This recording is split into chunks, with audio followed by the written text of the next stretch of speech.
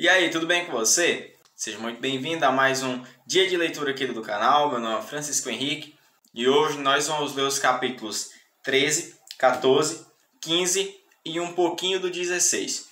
Nós hoje estamos fazendo 190 dias que estamos lendo a Bíblia consecutivamente. Se você chegou até aqui, parabéns. Continue firme até chegar aos 365 dias. E também, quando você chegar no final do ano, continue lendo. Passe dos 365 dias, não pare de ler a Bíblia. Com certeza, se você passar um ano lendo a Bíblia, eu acho que você não para mais nunca, né? Se você não quiser, só se você não quiser. Se você quiser, aí você para. Mas enfim, então, como sempre, a gente vai orar para a gente dar início à nossa leitura diária de hoje. Senhor, meu Deus eterno Pai, mais uma vez te agradecemos pelo privilégio que o Senhor nos concedeu de poder estar aqui nesse momento lendo a Tua Palavra. Em nome de Jesus, Senhor, que o Senhor abençoe esse momento, que a gente venha prestar atenção máxima aqui à Tua Palavra. E em nome de Jesus, o Espírito Santo vem nos ensinar, vem nos dar graça e sabedoria para compreender a Tua Palavra. Eu pedimos e te agradecemos em nome de Jesus. Amém. Então vamos lá, pessoal. É o seguinte. No dia anterior, ontem, a gente leu até o versículo 13. Hoje a gente vai começar do versículo 14 do capítulo 13, tá certo? Aí o título é a continuação, que é Tamar é violentada. Versículo 14 do capítulo 13. Mas Amnon não quis ouvi-la, e como era mais forte que ela, violentou-a. Então a paixão de Amnon se transformou em profundo desprezo, e seu desprezo por ela foi mais intenso que a paixão que havia sentido. Sai daqui! Gritou para ela. Não, não! Respondeu Tamar. Mandar-me embora agora seria pior do que o mal que você me fez. Amnon, porém, não quis ouvi-la. Chamou seu servo e ordenou. Põe esta mulher para fora daqui e tranque a porta. O servo a pôs para fora e trancou a porta. Tamar vestia uma túnica longa, como era costume naqueles dias entre as filhas virgens do rei. Então rasgou sua túnica, jogou cinza sobre a cabeça e, cobrindo o rosto com as mãos, foi embora chorando. Seu irmão Absalão a viu e perguntou. É verdade que Amnon esteve com você? Bem, minha irmã, é melhor ficar quieta, pois Amnon é seu irmão. Não se aflige com isso. Então Tamar, como uma mulher desolada, foi morar na casa de seu irmão Absalão. Quando o rei Davi soube o que havia acontecido, ficou furioso. E embora Absalão não tivesse dito nada a Amnon a esse respeito, odiou Amnon profundamente pelo que ele havia feito à sua irmã. Pronto, meus irmãos. Agora a gente vai para o versículo 23, que agora sim recebe um título. Absalão se vinga de Amnon. Versículo 23 do capítulo 13. 2 anos depois, quando as ovelhas de Absalão estavam sendo tosqueadas em Baal-Azor, perto de Efraim, Absalão convidou todos os filhos do rei para uma festa. Foi até o rei e disse, meus tosqueadores estão trabalhando. Gostaria que o rei e seus servos celebrassem essa ocasião comigo. Mas o rei respondeu, não, meu filho, se todos nós fôssemos, seria um peso para você. Embora Absalão insistisse, o rei se recusou a ir, mas abençoou Absalão. Está bem, disse Absalão. Se o senhor não pode ir, permita-me que meu irmão Amnon vá conosco.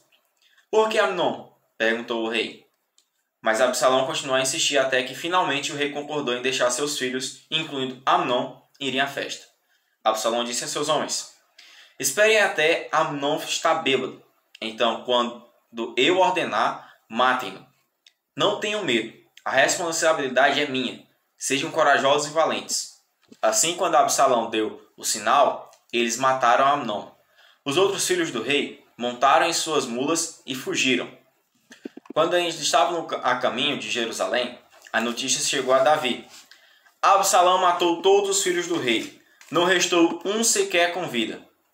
O rei se levantou, rasgou suas roupas e lançou-se no chão. Seus conselheiros também rasgaram suas roupas. Nesse momento, Jonadab, filho de Simeia, irmão de Davi, chegou e disse, não pense, meu senhor, que todos os filhos do rei foram mortos. Foi apenas Amnon. Absalão tramava isso desde que Amnon violentou sua irmã Tamar. O meu senhor, o rei, não deve acreditar que todos seus filhos estão mortos. Apenas Amnon morreu. Enquanto isso, Absalão fugiu. Então a sentinela sobre o muro de Jerusalém viu muita gente descendo o monte pela estrada que vinha do oeste. E Jonadab disse ao rei, veja, lá estão eles. São os filhos do rei voltando como eu tinha dito. Logo eles chegaram, chorando e soluçando. E o rei e todos os seus servos choraram amargamente com eles. Davi chorou muitos dias por seu filho Amnon. Absalão fugiu para a terra de Talmai, filho de Amiúde, rei de Gesur, onde permaneceu por 3 anos. E o rei Davi, conformado com a morte de Amnon, abandonou a ideia de perseguir Absalão. Pronto, meus irmãos, no versículo 39 a gente encerrou o capítulo 13 de 2 Samuel. Agora a gente vai para o capítulo 14, que tem um título assim: Joabe providencia o retorno de Absalão. Versículo 1 do capítulo 14. Joabe, filho de Zeruia, percebeu que o rei agora desejava ver Absalão.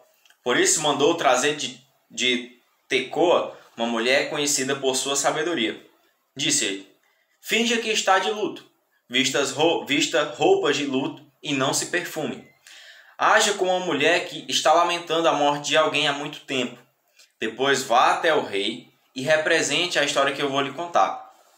Então Joabe disse o que ela deveria falar. Quando a mulher de Tecoa se aproximou do rei, curvou-se com o rosto no chão e disse: ó rei, ajude-me. Qual é o problema? Perguntou o rei. Pobre de mim, sou viúva, respondeu ela. Meu marido morreu. Meus 2 filhos brigaram no campo. Como não havia ninguém por perto para separá-los, um deles acabou matando o outro. Agora o resto da família está exigindo de sua serva: entregue-nos seu filho. Vamos executá-lo por ter matado o irmão. Ele não merece herdar a propriedade da família. Querem apagar a última brasa que me restou. Se o fizerem, o nome e a família de meu marido desaparecerão da face da terra. Eu cuidarei disso, disse o rei. Vá para casa. A mulher de Tecoa respondeu: ó meu senhor, o rei, que a culpa caia sobre mim e sobre a família de meu pai, e que o rei e seu trono sejam inocentes. Se alguém criar problemas, traga-o a mim, disse o rei. Eu lhe garanto que ele nunca mais a incomodará. Então ela disse: por favor, prometa pelo Senhor seu Deus que não deixará o vingador da vítima matar meu filho. Não quero mais derramamento de sangue. Ele respondeu: tão certo como vive o Senhor, ninguém tocará no fio de cabelo da cabeça de seu filho. Permita-me pedir mais uma coisa ao meu senhor, o rei, disse a mulher. Fale, respondeu ele. Então ela disse: por que o Senhor não faz pelo povo de Deus o mesmo que prometeu fazer por mim? Ao tomar essa decisão, o Senhor condenou a si mesmo, pois se recusou a trazer para casa seu filho banido. Um dia, todos nós morreremos. Nossa vida é como água que, depois que derramada na terra, não pode mais ser recolhida. Mas Deus não apaga a vida. Ao contrário, Ele cria meios de trazer de volta aqueles que foram banidos de sua presença. Vim suplicar ao meu senhor, o rei, porque outros me ameaçaram. Pensei: talvez o rei me escute e nos livre daqueles que desejam nos eliminar da herança que Deus nos deu. Sim, o meu senhor, o rei, restaurará nossa paz de espírito. Sei que o Senhor é como um anjo de Deus, capaz de discernir entre o bem e o mal. Que o Senhor, seu Deus, esteja com o rei. Preciso saber uma coisa, disse o rei. Diga-me a verdade. Sim, ó meu senhor, o rei, disse a mulher. Foi Joabe quem a mandou aqui? Perguntou o rei. A mulher respondeu: ó meu senhor, o rei, como posso negar? Ninguém é capaz de esconder coisa alguma do Senhor. Sim, foi Joabe, seu servo do rei, que me enviou e me disse o que falar. Agiu desse modo para que o Senhor pudesse ver a questão com outros olhos. Mas o Senhor é sábio como um anjo de Deus e entende tudo o que acontece em nosso meio. Então o rei mandou chamar Joabe e lhe disse: muito bem, vá e traga de volta o jovem Absalão. Joabe se curvou com o rosto no chão e disse: finalmente sei que obtive o favor do meu senhor, o rei, pois atendeu a meu pedido. Joabe foi a Gesur e trouxe Absalão de volta a Jerusalém. O rei, porém, deu a seguinte ordem: Absalão pode ir para casa, mas não deve vir à minha presença. Portanto, Absalão não viu o rei. Pronto, meus irmãos, agora a gente vai para o versículo 25, que tem um título assim: a reconciliação de Absalão e Davi. Versículo 25 do capítulo 14. Não havia nenhum homem em todo Israel tão elogiado por sua beleza como Absalão. Era perfeito da cabeça aos pés. Cortava o cabelo uma vez por ano, por causa de seu peso.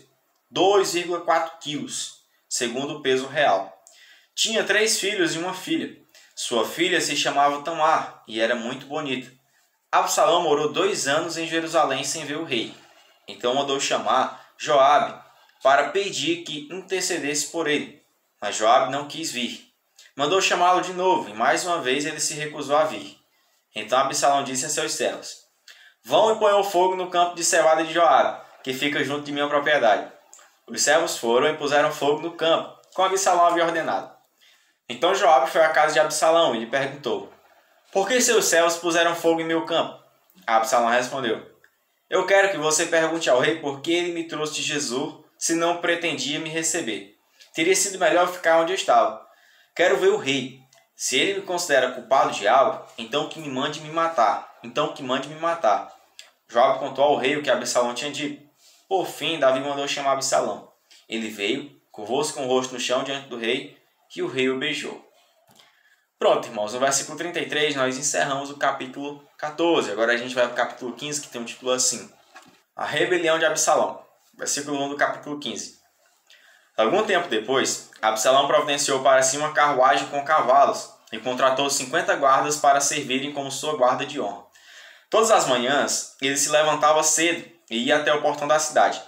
Quando alguém trazia uma causa para ser julgada pelo rei, Absalão perguntava de que cidade a pessoa era, e ela lhe respondia a qual tribo de Israel pertencia. Então Absalão dizia: Sua causa é justa e legítima.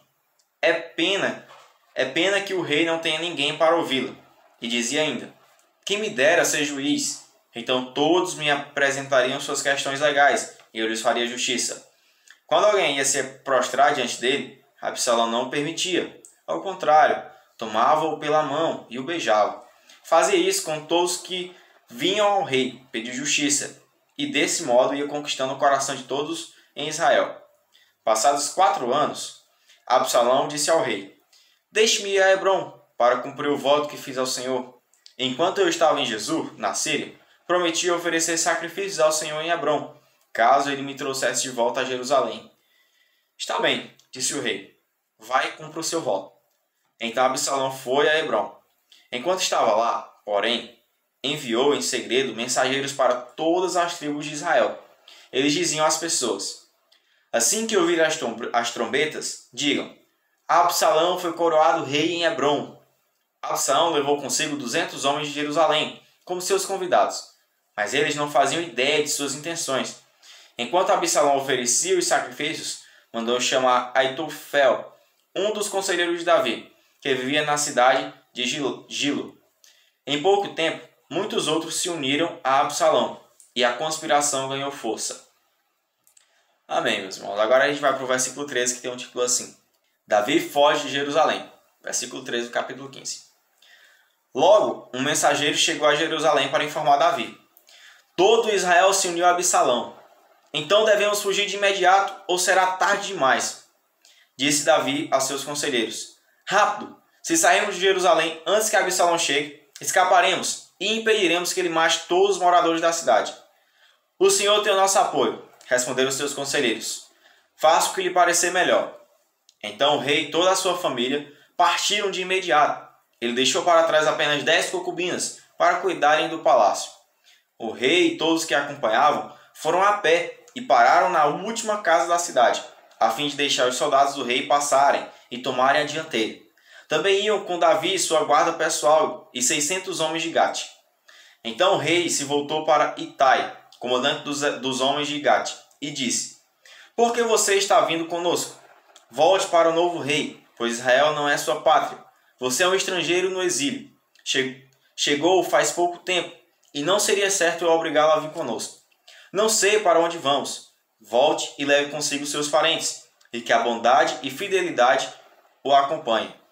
Itai, porém, disse ao rei: Tão certo como vive o Senhor, e como vive o rei, eu juro que não importa o que aconteça, irei onde for meu senhor, o rei, seja para viver ou para morrer. Davi respondeu: Muito bem, venha conosco. E Itai, todos seus homens e suas famílias acompanharam Davi. Por onde passavam o rei e os que o seguiam, todo o povo chorava em alta voz. Atravessaram o vale de Cedron e foram em direção ao deserto. Zadok e todos os levitas também os acompanharam, carregando a arca da aliança de Deus. Puseram a arca no chão e Abiatar ofereceu sacrifícios até que todos tivessem saído da cidade. Então Davi ordenou a Zadok: leve a arca de Deus de volta para a cidade. Se for da vontade do Senhor, ele me trará de volta para ver novamente a arca e o santuário. Mas se ele não se agradar mais de mim, que faça comigo o que lhe parecer melhor. O rei também disse ao sacerdote Zadok: preste atenção. Você deve voltar à cidade com seu filho Ahimaaz e com Jonatas, filho de Abiatar. Farei uma parada em um dos pontos de travessia do Jordão e ficarei ali esperando notícias suas. Então Zadok e Abiatar levaram a arca de Deus de volta para Jerusalém e ali permaneceram. Davi prosseguiu pelo caminho para o Monte das Oliveiras, chorando enquanto andava. Estava com a cabeça coberta e os pés descalços. Os que iam com ele também tinham a cabeça coberta e choravam enquanto subiam o monte.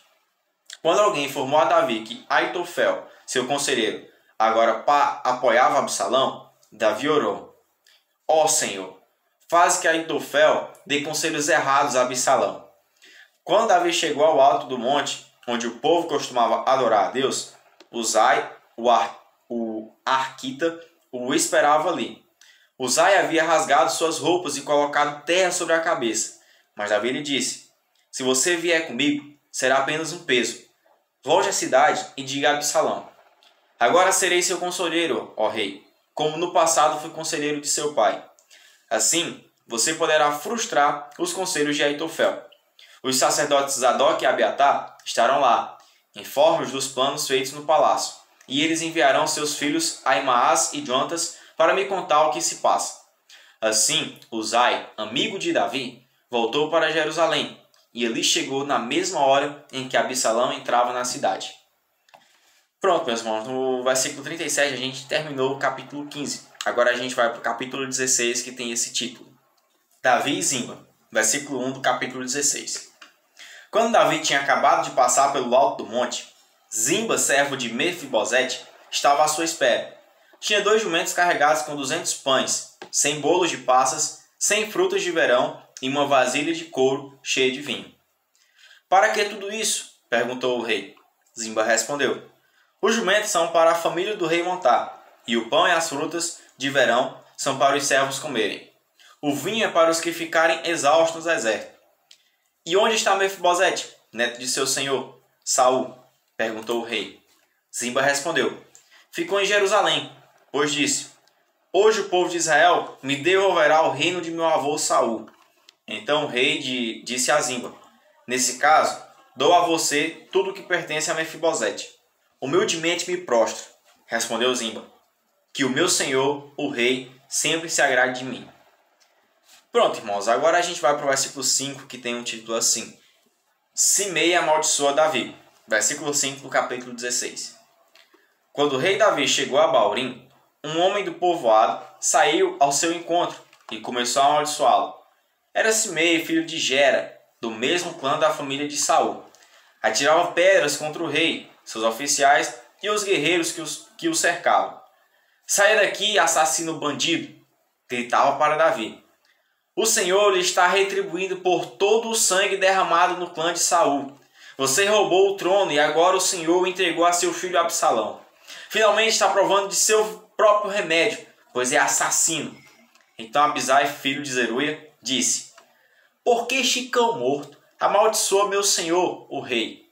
Dê a ordem e eu cortarei a cabeça dele.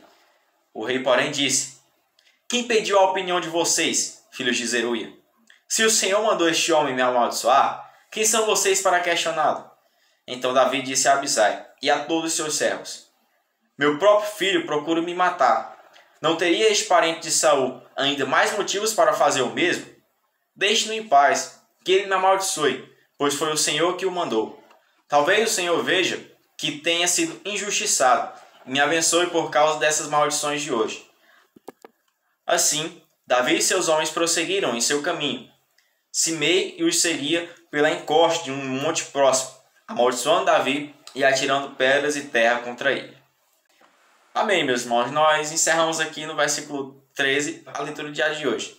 Meus irmãos, que o Senhor continue abençoando a vida de vocês, dando graça e sabedoria. A leitura de hoje foi muito boa, pelo menos eu achei a leitura de hoje muito boa, muito interessante, histórias muito boas. E que o Senhor continue também motivando vocês, assim, tendo a mesma alegria, pelo menos que eu estou sentindo aqui. Muito bom ler 2 Samuel.